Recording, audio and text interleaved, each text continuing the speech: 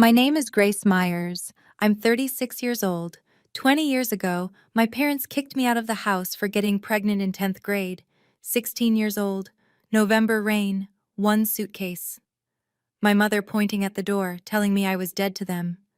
That same night, they signed papers erasing me from the family, me and any child I might ever have. I kept those papers. I kept everything. For 2 decades, I was invisible. They told everyone I'd moved abroad, built their spotless reputation on the grave of the daughter they threw away. Then last week, they showed up at my door, desperate, smiling, demanding to meet their grandson, a grandson they'd bragged about for months to 200 of their most powerful friends. They offered me $250,000.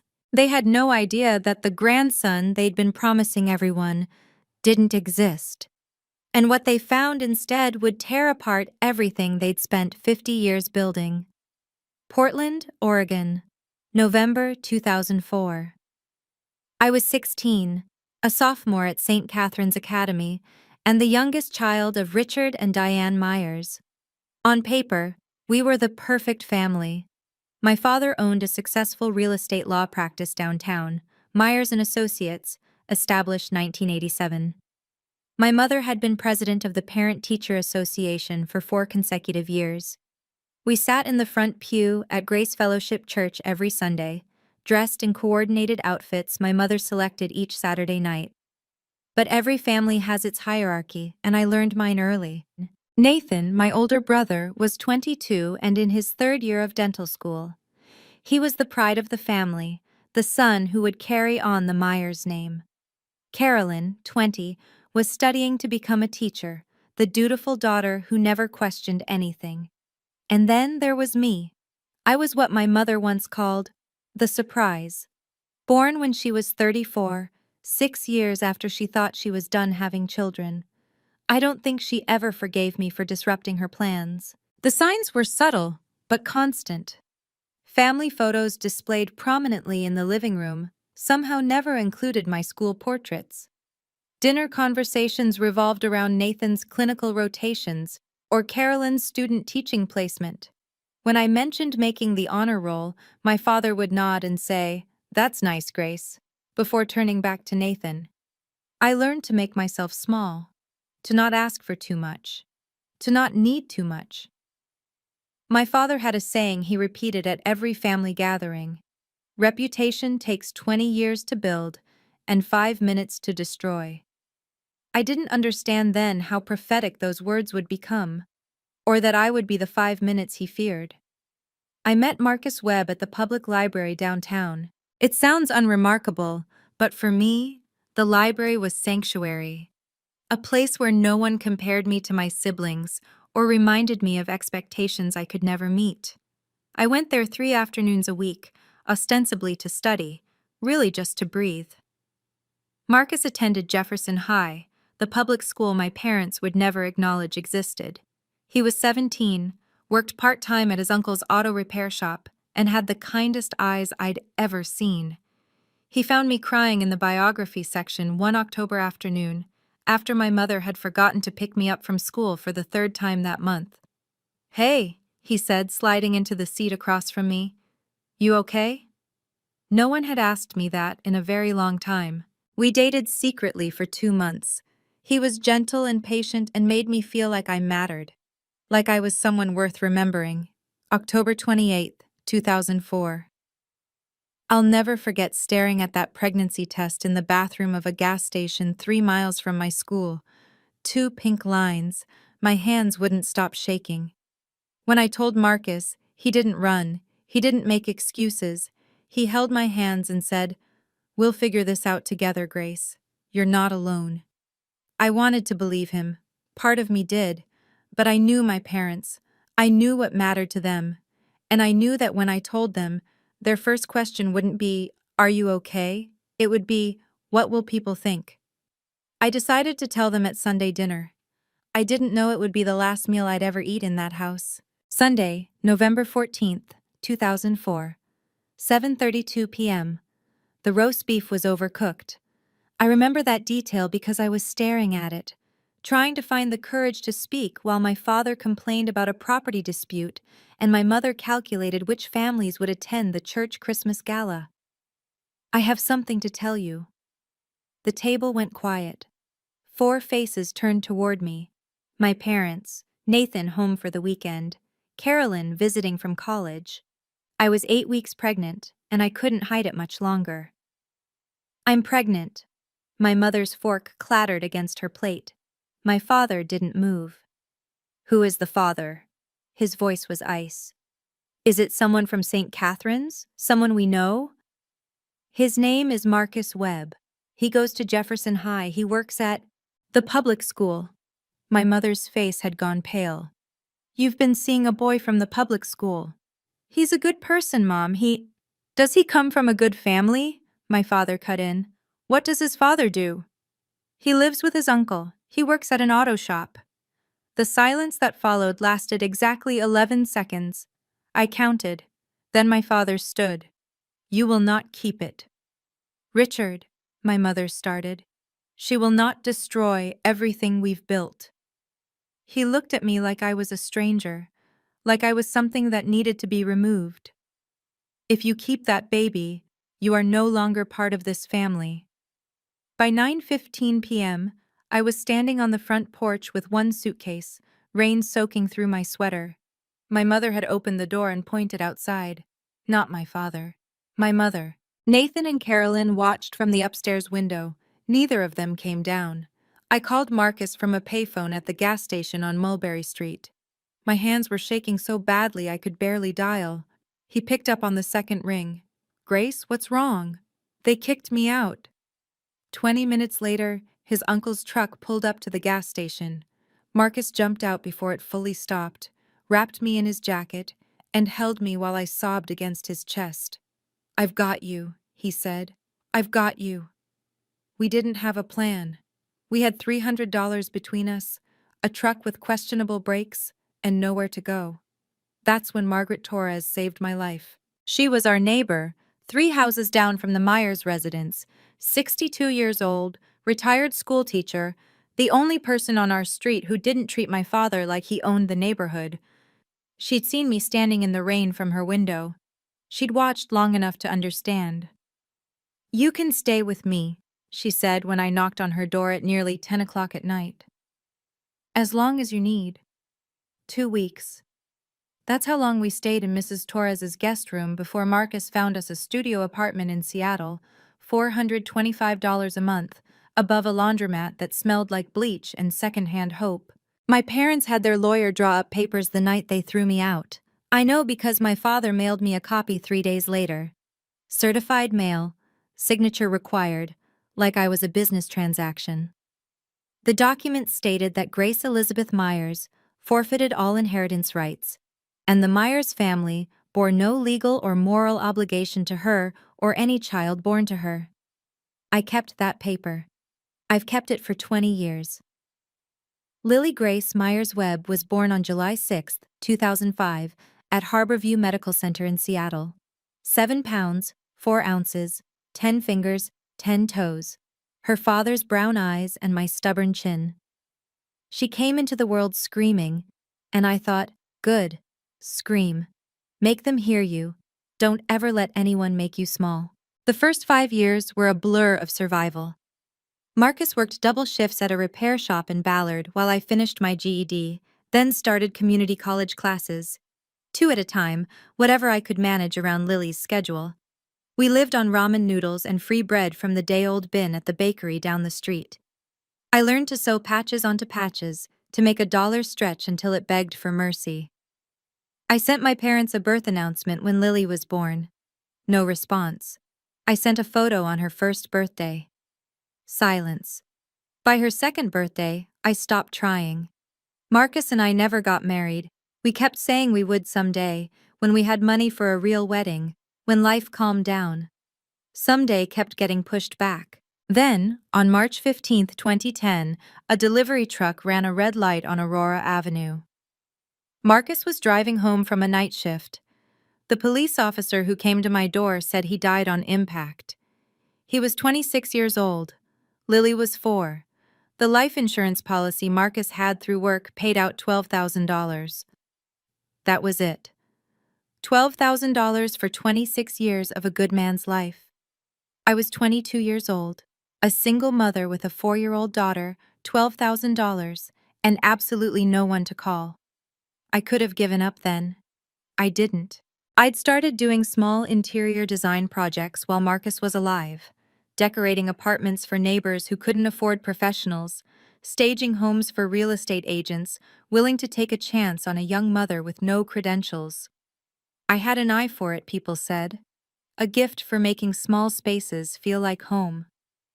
After Marcus died, I threw myself into that work like my life depended on it. Because it did. 2012.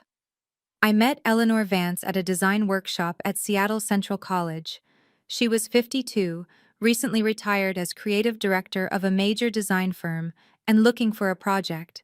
For reasons I still don't fully understand, she chose me. "You have talent," she said after reviewing my portfolio. "Raw, unpolished but real. Let me help you shape it." 2014. With Eleanor's mentorship and a $50,000 SBA loan that took me 3 attempts to secure, I founded Hearth and Home Interiors. Our first office was a converted closet in a shared workspace. 2018. 8 employees. Revenue, $1.2 million. 2022. Seattle Met Magazine ran a feature story on me.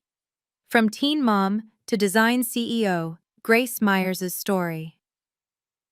The journalist spent 3 days interviewing me about my journey, the pregnancy at 16, being cut off from my family, losing Marcus, building a business from nothing. I told her everything except my parents' names, not to protect them.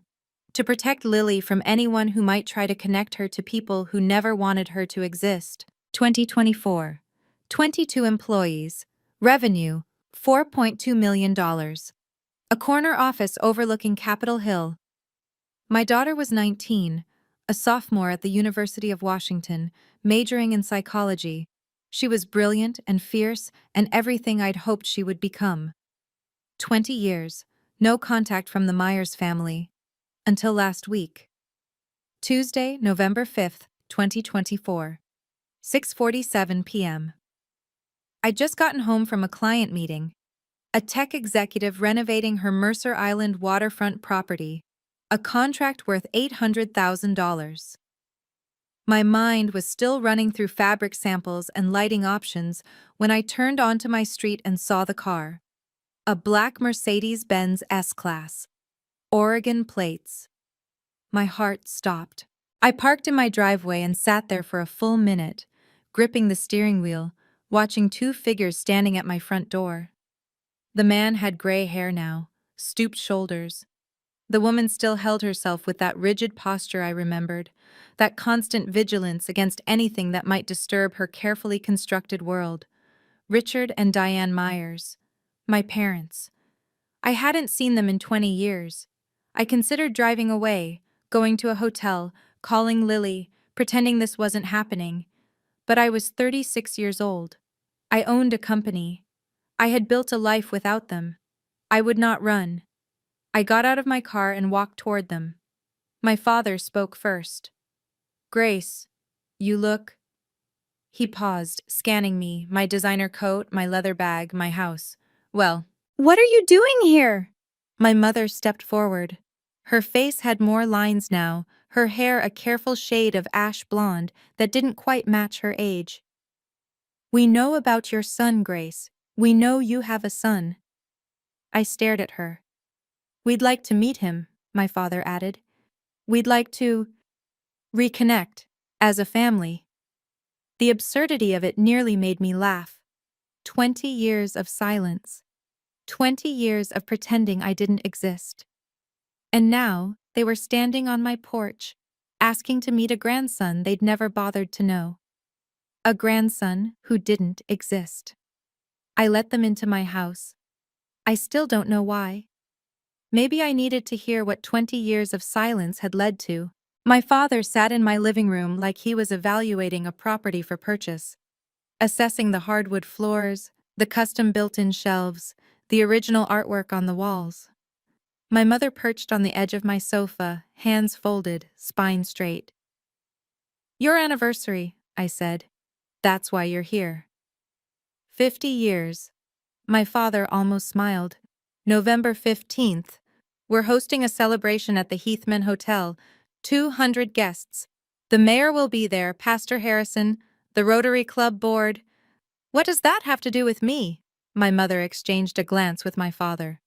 There have been questions, Grace, about you, about what happened 20 years ago.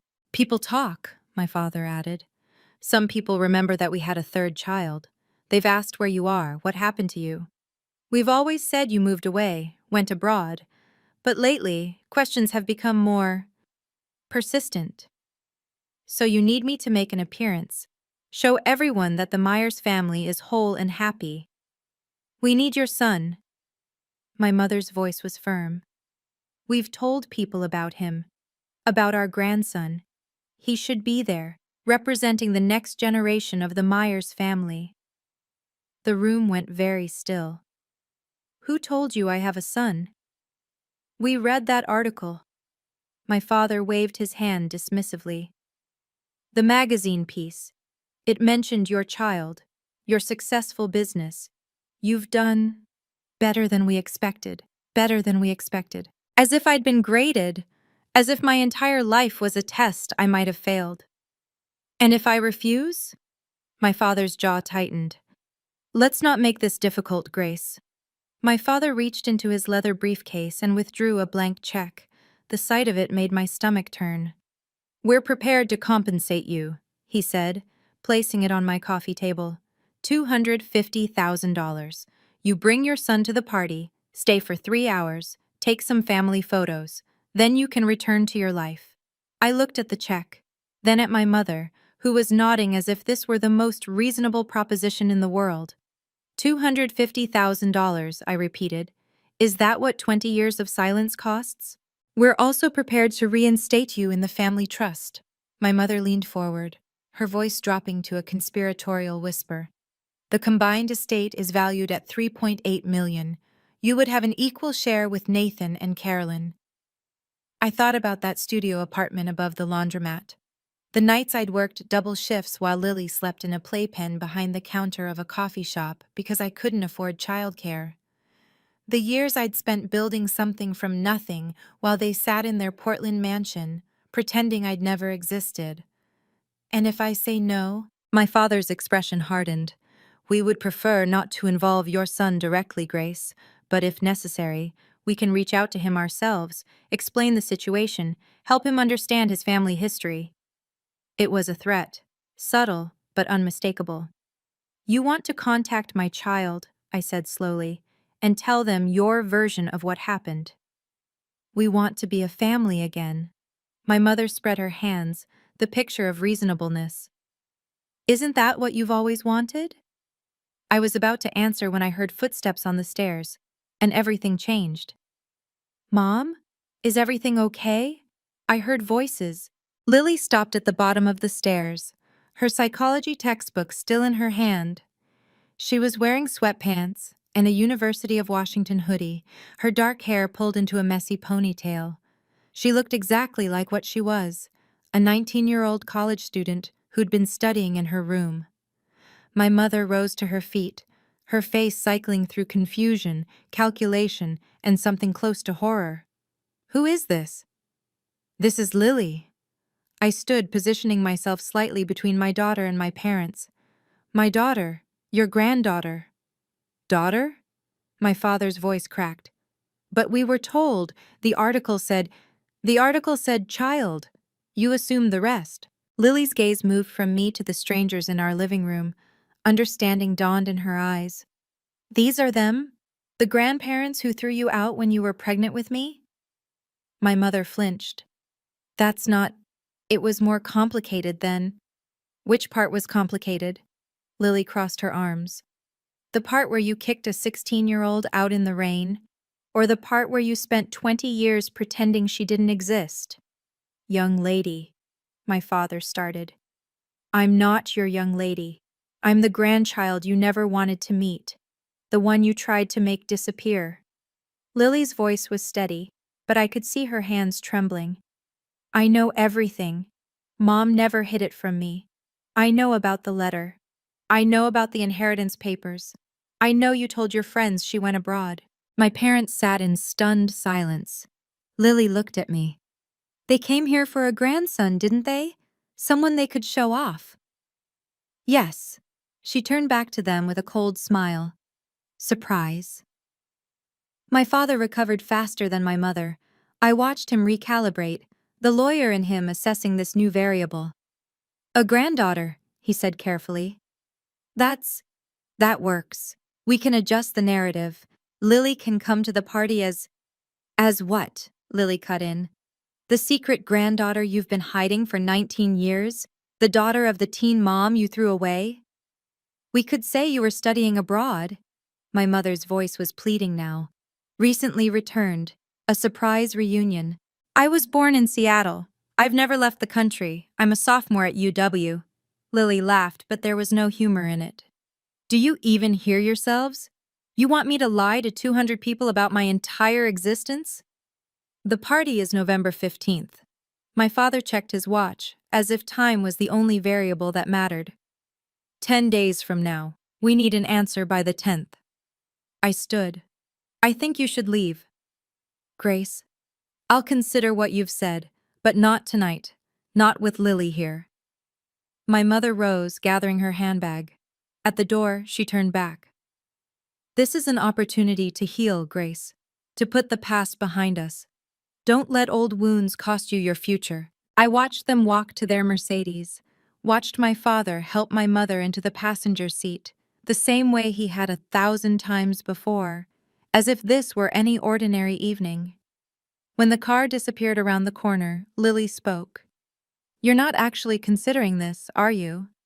I looked at my daughter, this fierce, brilliant young woman I'd raised alone. The person Richard and Diane Myers had tried to erase from existence before she was even born. No, I said, but I'm not done with them yet. Before we continue, let me ask you something. Have you ever stood where I stood that night, facing people who abandoned you, only to return when they needed something? I'd love to know what you would have done in my position. Drop a comment below, and if you want to see how this all unfolds, hit that subscribe button. Because what happened next? Even I didn't see it coming. That night, after Lily went to bed, I pulled a fireproof lockbox from the back of my closet. I hadn't opened it in years. Inside were the documents of my erasure.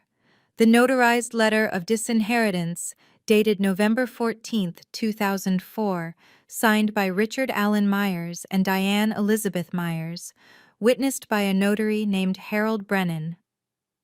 I remembered the day my father mailed it to me, certified mail, requiring my signature, as if he wanted to make sure I knew exactly how thorough he'd been.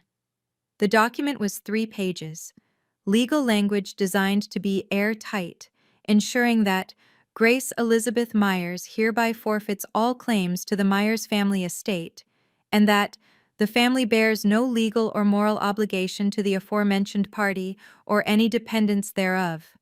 Any dependents thereof.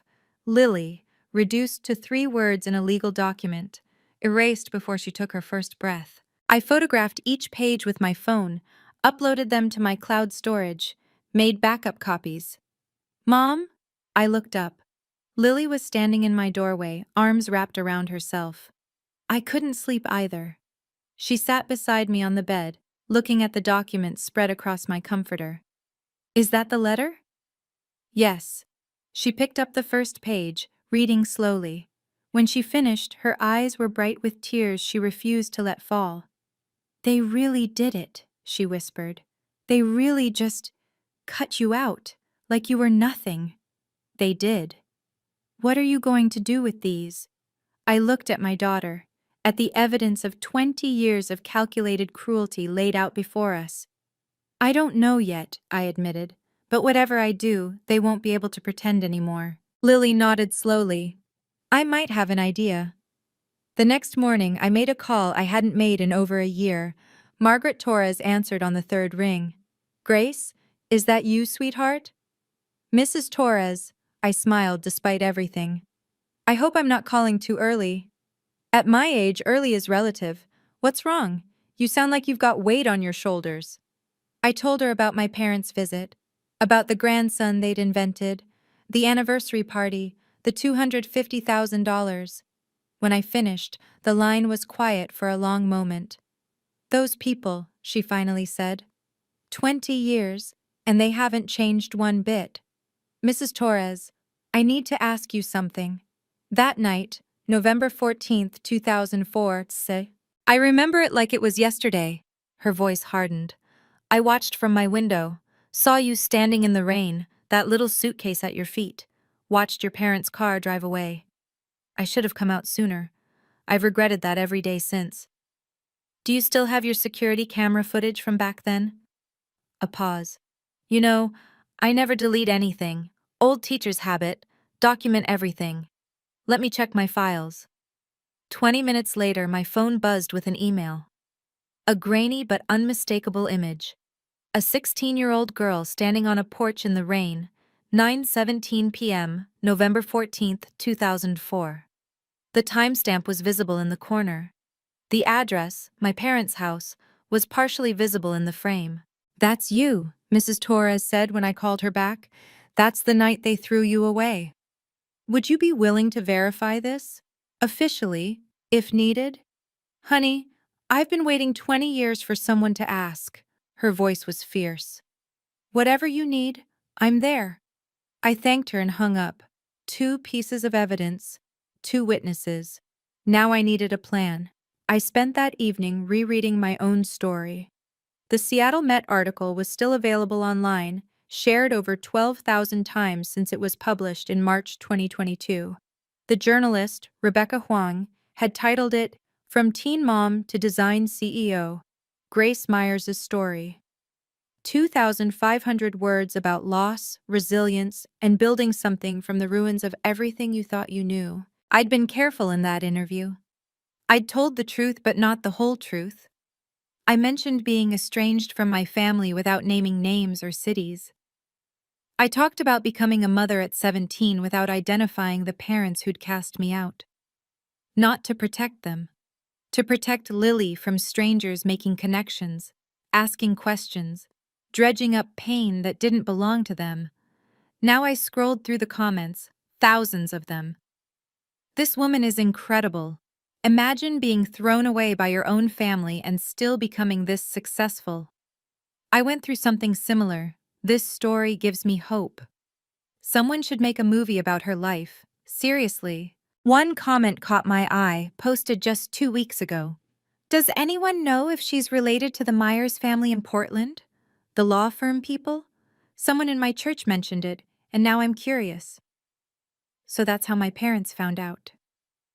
My phone rang. Eleanor Vance. Grace, I heard through the grapevine that your parents materialized after 2 decades of radio silence. I laughed despite myself. News travels fast. This is Seattle. Everything travels fast. Her voice softened. What do you need? I don't know yet. Advice, maybe? Perspective. What I know, Eleanor said, is that you've spent 20 years proving who you are without them. Don't let 3 hours at their party undo that. She was right. But I was already thinking bigger than 3 hours. Thursday, November 7th, 2024. 3:42 p.m. My phone showed an Oregon area code I didn't recognize. I almost let it go to voicemail. Grace, it's Nathan. I hadn't heard my brother's voice in 20 years. It was deeper now, weathered. The voice of a man in his 40s instead of the 22-year-old who'd watched from an upstairs window while I stood in the rain. Nathan, I know I have no right to call. I know you have no reason to talk to me. He exhaled shakily. But I need you to know some things before whatever happens next. Then talk. The grandson story. The whole thing about you having a son. That came from Mom. She read the Seattle Met article 2 years ago but didn't read it carefully. Just saw child and successful business, and constructed this whole narrative about you having a boy who was some kind of entrepreneur. She invented a grandson. She told her church friends, her Rotary friends, built an entire story about this brilliant young man continuing the Myers legacy. Nathan's voice cracked. Dad went along with it. They've been dining out on your imaginary son for months. I closed my eyes.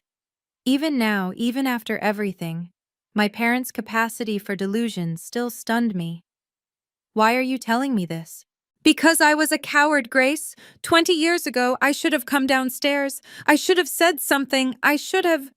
He stopped, breathing hard. Carolyn and I have talked about it. For years. We were wrong. We've always been wrong. And now? Now I want to make it right, whatever that looks like. Nathan paused. The anniversary party. Carolyn and I will be there. If you decide to come, you won't be alone. I didn't know what to say to that. Nathan talked for another hour. He told me about the unwritten rules of being a Myers child, the expectations, the constant performance, the way our parents wielded approval like a weapon, granting it to those who complied and withdrawing it from anyone who stepped out of line. Carolyn has 2 kids, he said. 8 and 11. She's terrified of them growing up the way we did, walking on eggshells, never knowing if they're good enough. Why didn't you ever reach out? In 20 years? Long pause. I almost did. 5 years ago. I had your number, found it through the business website, dialed it at least a dozen times. His voice dropped. And every time, I hung up before it connected, because I knew that if I talked to you, I'd have to admit what I let happen. And I wasn't ready. What changed? Seeing them show up at your door demanding a grandson that doesn't exist, watching them try to buy you like you're a prop for their anniversary photo. Nathan exhaled. It made me realize, if I don't say something now, I never will, and I'll spend the rest of my life knowing I failed you twice. I thought about the brother I remembered, the one who played board games with me when our parents were at their charity galas, the one who taught me to ride a bike in the backyard. There's something you should know, Nathan added. The anniversary party. There's going to be a family moment that gets live-streamed on the church Facebook page. Pastor Harrison's idea. A show of unity for the congregation.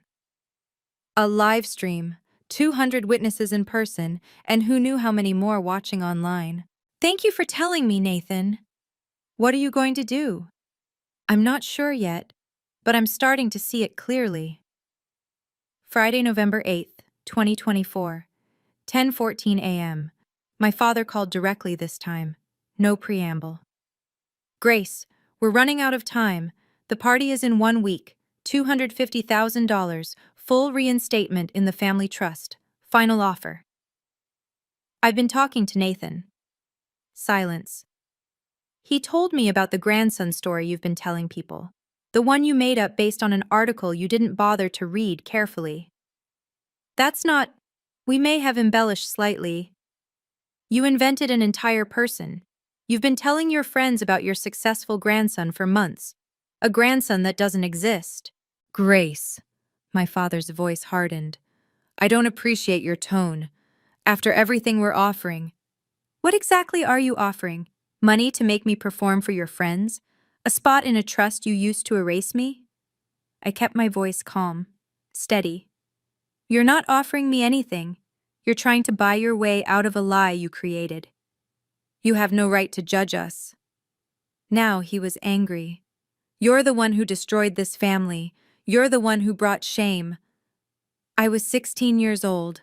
I was pregnant and scared, and I needed my parents. My grip tightened on the phone. And you threw me out like garbage and spent 20 years pretending I died. If you don't come to this party, Grace, you will never have another opportunity to be part of this family. You said that 20 years ago. And you know what? I built a better life without you than I ever would have had with you. We'll see about that. He hung up. I sat in my office, heart pounding, mind racing. 1 week, 200 guests, 1 live stream. It was time to stop letting them control the narrative. That evening, I sat at my dining table with Lily and Eleanor. They want a performance, Eleanor said, swirling her wine. They want you to show up, smile for the cameras, validate 20 years of lies. They want to use you, Lily added, the same way they've always used you, as something to manage, not someone to love. I looked at both of them, my mentor, my daughter, the family I'd built for myself. I'm going to that party. Lily's head snapped up. Mom, not to give them what they want, to give myself what I need. I pulled out my phone, showing them the photos of the disinheritance letter, Mrs. Torres's security footage, the Seattle Met article. They've spent 20 years controlling my story, telling people I went abroad, inventing a grandson, making me disappear. And you want to undisappear, Eleanor said slowly. I want to tell the truth, in front of everyone who matters to them, on their stage, at their party, during their precious live stream. I took a breath. Not to humiliate them, but to stop letting them pretend I don't exist. I'm coming with you. Lily's voice was firm. They need to see who I really am, not their imaginary grandson, me. I reached for her hand. Are you sure this could be? I've spent my whole life knowing that my grandparents chose their reputation over my existence, I'm sure. I called Nathan that night. Your offer to stand with me, does it still hold? Carolyn and I talked. We're ready. Then I need you to do something. Don't warn Mom and Dad. Don't tell them I'm coming. Can you do that? Yes. Good. I looked out at the Seattle skyline, at the life I'd built from nothing. Because in 1 week, we're going to show them what family actually means. Saturday, November 15th, 2024, 6:47 p.m. The Crystal Ballroom at the Heathman Hotel was everything my parents would have chosen. Chandeliers dripping crystal, white tablecloths starched to precision, flower arrangements that probably cost more than my first month's rent in Seattle. 200 guests in formal attire, clutching champagne flutes, making small talk about golf handicaps and investment portfolios. I stood in the entrance with Lily beside me. She wore a navy blue dress, simple and elegant. I'd chosen black, professional, understated, impossible to ignore. You okay? She whispered. I'm about to crash my parents' 50th anniversary party to tell 200 people they've been lying for 20 years. I squeezed her hand. I'm terrified. That's not what I asked. I looked at her, this incredible young woman who'd grown up knowing her grandparents had tried to erase her, who'd built her own strength from that knowledge, instead of letting it break her. Yeah, I said. I'm okay. We walked in. The room was arranged around a raised platform at the far end, where my parents would give their speeches. A camera crew was setting up, the live stream for Grace Fellowship Church. I could see the Facebook Live indicator already blinking. And there they were. Richard and Diane Myers, standing on that stage, surrounded by well-wishers. My mother in champagne-colored silk. My father in a tailored navy suit. Both of them glowing with the confidence of people who believed they'd won. They hadn't noticed us yet. The room was too crowded, the attention too focused on them, but heads were starting to turn. Someone near the door whispered, "Is that?" Someone else. "The daughter from the article." The whispers spread like ripples in water. And then my mother looked up. My father had just begun his speech. 50 years of marriage has taught me that family is everything. Diane and I have built our lives around that principle. Our children, our community, our faith. His voice carried across the ballroom, amplified by the microphone, captured by the live stream camera. 200 faces watched adoringly. On the small monitor near the stage, I could see the Facebook Live comment section scrolling. Beautiful couple. God bless the Myers family. What an inspiration. My mother saw me first. Her champagne smile froze. I watched her hand tighten on my father's arm. He followed her gaze, stopped mid-sentence. The room began to notice. Heads turning, whispers building. Someone near the back said, loud enough to carry, "That's her. From the magazine, the design CEO." Someone else, "That's Richard's daughter?" I thought she was in Europe. My father recovered first. As I was saying, family has always... I started walking toward the stage. The crowd parted. Not dramatically, this wasn't a movie, but people stepped aside, sensing something was about to happen. Lily walked beside me, her chin high, her steps steady. Nathan appeared at the edge of the crowd. Carolyn beside him. They didn't try to stop me, they just watched. Grace! My father's voice came through the speakers, strained now. What a surprise. We weren't expecting. I climbed the 3 steps to the platform. The live stream camera tracked my movement. I could feel 200 pairs of eyes on me, plus however many were watching online. Hello, Dad? I took the microphone from his hand before he could react. Hello, everyone. My name is Grace Myers. For those of you who don't know me, and many of you don't, I'm Richard and Diane's youngest daughter. I paused. The one they told you went to Europe 20 years ago. The silence in that ballroom was absolute. I didn't go to Europe, I continued. On November 14th, 2004, 20 years ago tomorrow, my parents discovered I was pregnant at 16. That same night, they threw me out of their house. They had their lawyer draft papers disowning me. They told me I was dead to them. Someone gasped. The live stream comments were exploding. I could see them scrolling faster than anyone could read. They told everyone I'd gone abroad. For 20 years they pretended I didn't exist. I reached into my bag and pulled out the notarized letter. This is the document my father mailed me 3 days after throwing me out. It states that I forfeit all inheritance rights, and that the Myers family has no obligation to me or, I quote, any dependents thereof. I held it up to the camera, close enough to read. Those dependents? That's my daughter Lily. I gestured to where she stood at the edge of the stage. Your granddaughter, who you've never met.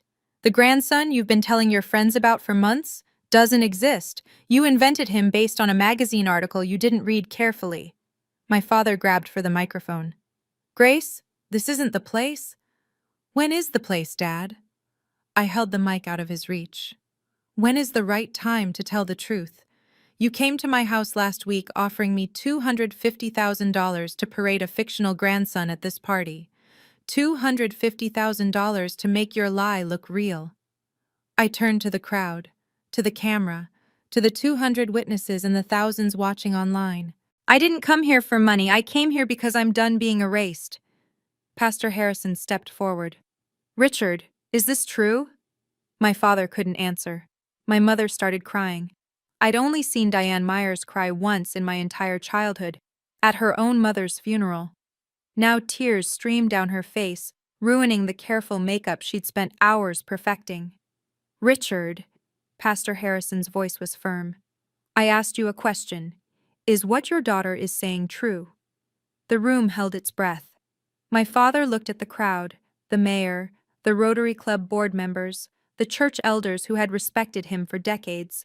I watched him calculate, search for an angle, try to find words that would spin this into something acceptable. He couldn't find them. It was a difficult time, he finally said.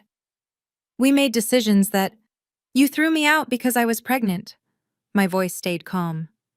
Because your reputation mattered more than your child. Nathan stepped onto the stage, then Carolyn. They stood beside me, not touching, but present. She's telling the truth, Nathan said, his voice carrying through the room. Carolyn and I were there that night. We watched from the window while our parents put our 16-year-old sister out in the rain. We never said anything. That was our failure. The whispers became a roar. I could see people pulling out phones, texting, recording. The mayor, Harold Simmons, was already moving toward the exit. Mrs. Torres, I said, pointing to a gray-haired woman in the back row who had flown in from Portland that morning. Our neighbor from 20 years ago. She saw everything. She has photos, timestamps. Maggie Torres stood, her chin lifted. I watched that child stand in the rain for 10 minutes before she walked away. I gave her a place to sleep. The Myers family never once asked where she went. The livestream comments exploded. This is insane. Those poor girls. Someone call the news. Can you imagine standing where my parents stood in that moment? Everything they'd built, 50 years of reputation, the respect of their community, the image they'd polished so carefully, crumbling in 3 minutes of truth. Hit that like button if you think they deserved it. And keep watching, because what happened next surprised even me. I handed the microphone back to my father. He took it reflexively, like a man in shock. "I didn't come here to destroy you," I said, quietly enough that only those on stage could hear. "I came here to stop being invisible." Then I turned back to the crowd and raised my voice. "I'm not asking for your pity. I don't need it. 20 years ago, I was thrown out with nothing. Today, I own a design company in Seattle with 22 employees and over $4 million in annual revenue. My daughter is a sophomore at the University of Washington. We built our lives without the Myers family's help." I looked directly at the camera. "I'm not here for revenge. I'm here because my parents tried to buy my silence last week. $250,000 to pretend their lies were true. I'm here because they deserve to face the consequences of what they did. Not in private. In front of the community they value more than their own children." Lily climbed onto the stage and took my hand. "I'm Lily," she said into the microphone, "the granddaughter they never wanted. I'm 19 years old. I've known my whole life that my grandparents chose their reputation over my mother, and by extension, over me." She looked at Richard and Diane. "You could have known me. You could have watched me grow up. You could have been at my birthday parties, my school plays, my high school graduation." Her voice cracked. "You chose not to, and now you don't get to pretend that was ever our fault." Lily handed back the microphone and walked off the stage. I followed her. Behind us, the crystal ballroom erupted into chaos. At the ballroom door, I turned back one last time. "One more thing." My voice cut through the chaos. "I'm not going to sue you. I'm not going to contest the will or demand money. The disinheritance papers you signed 20 years ago, I'm keeping them, as a reminder of who you really are, not as a weapon." Richard looked up, something like confusion crossing his face. He'd expected a battle, a lawsuit, demands. "But understand this. If you ever spread lies about me or my daughter again, if you ever try to contact Lily without her consent, or spin some new story about us for your friends, I will make every document I have public. I have the disinheritance letter. I have time-stamped photos. I have witnesses." I nodded toward Mrs. Torres. "And now I have 200 witnesses to this conversation." Eleanor Vance appeared at my elbow. "Ready?" "Yes." As we walked through the doors, I heard Pastor Harrison's voice. "Richard, Diane, I think we need to talk. Privately. Tonight." Lily squeezed my hand as we stepped into the November evening. The air was cold and clean, and for the first time in 20 years, I felt like I could breathe. "Mom," her voice was small, "did we do the right thing?" I thought about 16-year-old Grace, standing in the rain with a suitcase and a baby she hadn't planned for. I thought about all the years of building, surviving, fighting to become someone worth being. "We told the truth," I said. "We set a boundary. We let them face the consequences of their own choices." I pulled her into a hug. "That's not revenge. That's justice." "What happens now?" I looked up at the night sky. "Now we go home." The fallout began within hours. By midnight, the livestream clip had been shared 847 times. By morning, that number had tripled. Someone had titled it, "Woman Exposes Parents' 20-Year Lie at Their Anniversary Party," and uploaded it to YouTube, where it accumulated 40,000 views in the first 24 hours. 47 guests left the party within 30 minutes of my departure. I learned this from Nathan, who called me Sunday morning with a full report. Mayor Simmons walked out without saying goodbye to Dad. Mrs. Patterson from the church board followed him. The Hendersons, you remember them, they own the chain of auto dealerships. They actually apologized to me on their way out. Apologized? For never asking where you were. For just accepting the story. Sunday afternoon, a short item appeared in the Portland Herald. Local attorney's anniversary gala ends in family revelation. The article was carefully neutral, but the comments section was not. I went to church with these people. I had no idea. Richard Myers drew up my will. What kind of man throws out his own child? Anyone who watched that live stream will never see that family the same way. By Monday, Richard had resigned his position as elder at Grace Fellowship Church. For personal reasons, the church bulletin stated. But everyone knew. By Wednesday, the Rotary Club board announced they would be reviewing membership criteria at their next meeting. Richard's name was specifically mentioned. And through it all, I was in Seattle, answering emails from potential clients. 7 new inquiries came in that week. People who'd seen the Seattle Met article 2 years ago and had just connected it to the viral video. Some fallouts destroy, others clarify. Mine did both. The following Thursday, a reporter from Seattle Met called. Rebecca Huang, the same journalist who'd written my profile 2 years earlier. Grace, I don't know if you've seen, but your video is everywhere. We'd love to do a follow-up piece, the CEO who confronted her past. What do you think? I thought about it. Let me get back to you. Of course, just know, the response has been overwhelming. People are connecting with your story, a lot of them have similar experiences. She wasn't wrong. My company's general inbox was flooded with messages. Not about design, about family, about being cut off, about spending years feeling invisible and finally finding the courage to speak. Your video made me call my brother for the first time in 12 years. I'm a teen mom too. You gave me hope. Thank you for showing that success is the best response to people who tried to destroy you. Saturday, I flew to Seattle for Nathan and Carolyn's first visit to my home in 20 years. We sat in my living room, the same room where our parents had tried to buy my silence 2 weeks earlier, and talked for 6 hours. Nathan told me about the years of guilt. Carolyn cried when she met Lily for the first time. Their children, my niece and nephew, ages 8 and 11, played in my backyard while the adults tried to rebuild something from the wreckage. I'm sorry, Nathan said. I know it's not enough. I know sorry doesn't cover 20 years. No, I agreed. It doesn't, but it's a start. Lily watched from the doorway, this young woman who'd grown up without extended family, finally seeing what it might look like to have one. Imperfect, complicated, but real. 1 week after the party, my phone rang with an Oregon number. My mother. Grace? Her voice was hoarse, smaller than I'd ever heard it. I'm not calling to apologize. I don't know how to apologize for what we did. Then why are you calling? Long silence. I watched the video. The live stream. I've watched it 11 times. Another pause.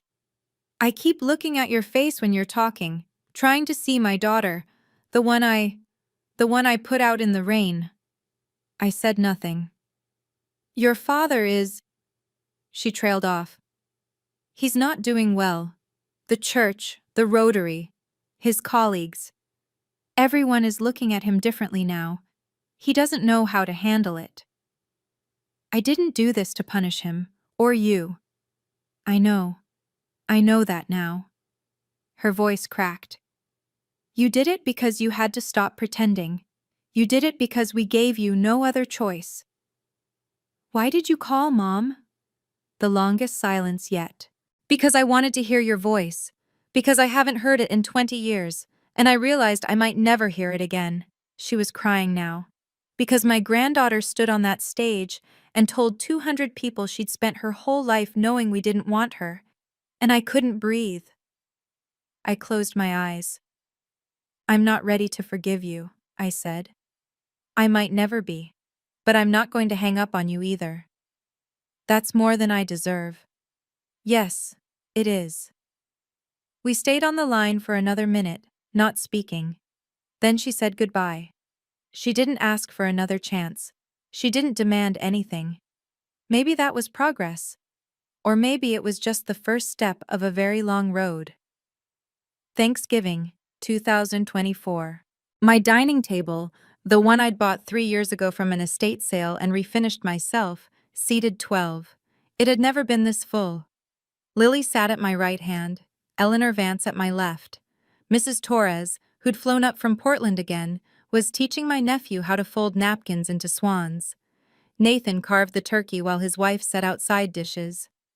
Carolyn's daughters were arguing about who got to light the candles. My parents weren't there. We hadn't reached that point. Maybe we never would. But looking around that table, I realized something.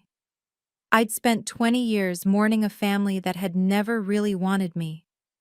Now I was surrounded by people who'd chosen to be here, who wanted to know me, not a version of me, not a prop for their image, but me. Lily stood to make a toast.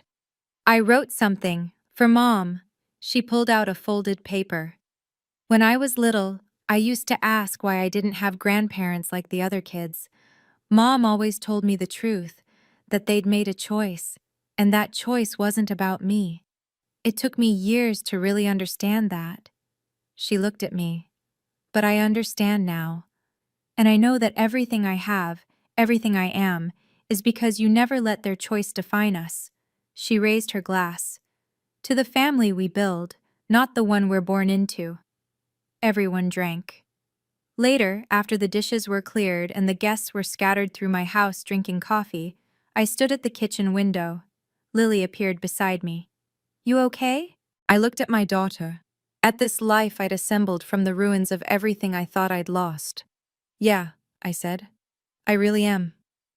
If you're still listening, let me leave you with this.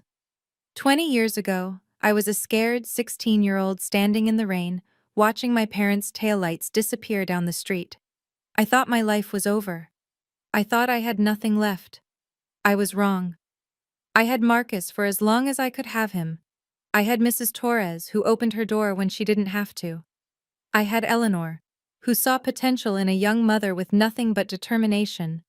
I had Lily, who grew up knowing the truth and chose to be fierce instead of bitter. And eventually, I had myself. The version of me who stopped asking for permission to exist. If you're in a situation where your family makes you feel like you need to shrink yourself to be acceptable, like your worth depends on their approval, I understand. I've been there. But here's what I know now. You don't need their validation to know your value. Setting boundaries isn't revenge, it's survival. And sometimes the family you build is stronger than the one you were born into. My parents still haven't apologized. Not really. Richard has barely spoken since the party. Diane calls occasionally, and I answer when I can. Nathan and Carolyn are trying. We're all trying. But I'm not waiting for them to change. I'm living my life. The one I built, the one I earned, the one that belongs entirely to me. That's not a happy ending, it's a real one. And real endings? They don't need applause. They just need truth. Thank you for listening to my story. If it meant something to you, if it made you feel less alone, please share it. Like, subscribe, and check the description for more stories like this one. Because everyone deserves to be seen, even the ones they tried to make invisible.